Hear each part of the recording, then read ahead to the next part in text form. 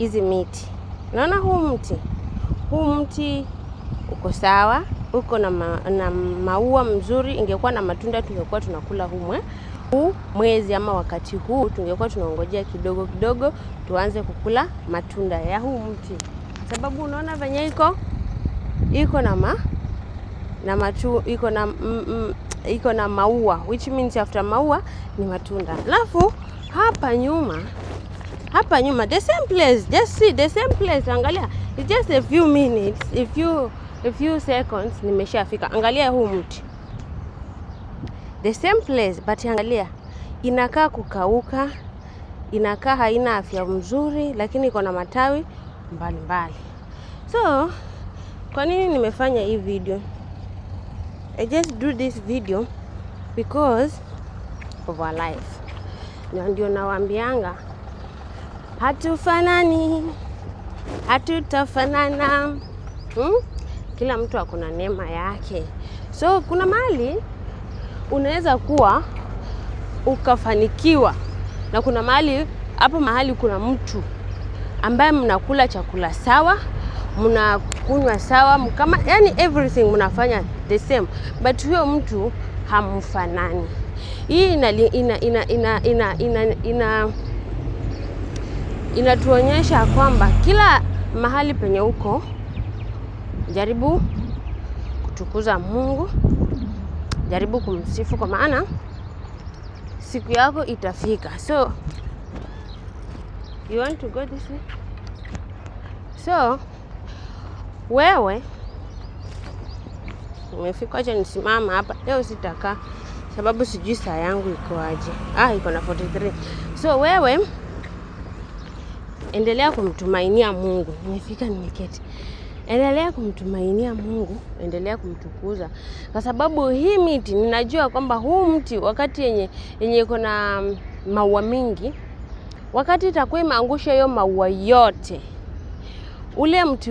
ule mti wenye hauna maua saa hii yenye inakaa imekufa, huo mti na utakuwa umenawiri.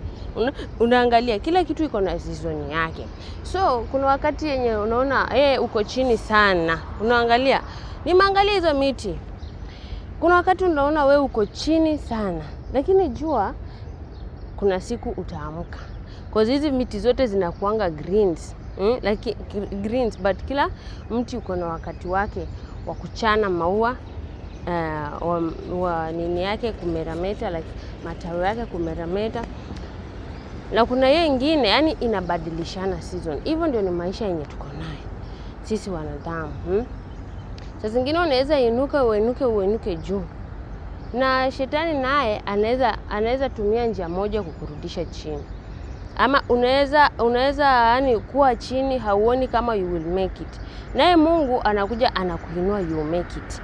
So maisha yetu iko kama hizi miti zenye nimewaonyesha, na kitu yenye inastahili tu tufanye ni kuweka tumaini letu kwa Mungu na kuendelea kumtukuza na kuendelea kusema ya kwamba kuna siku itafika, and then we work hard.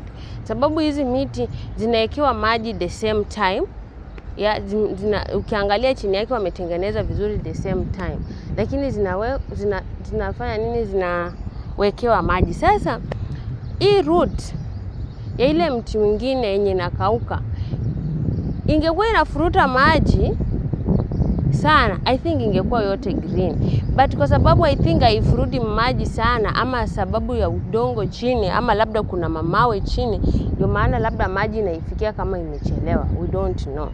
But tuombe Mungu na tujiweka kwa maombi, na tuambie Mungu atengeneze mizizi yetu, atengeneze afya yetu, yani tusikue chini kama ule mtu mwingine. Nini tukue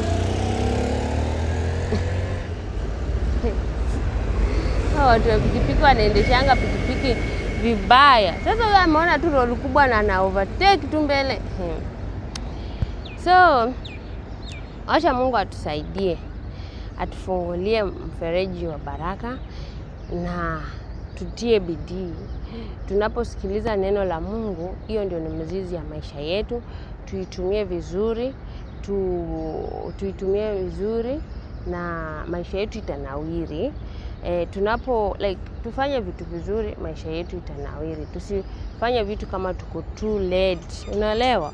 So I want to just thank you, and may God be with you always and be blessed.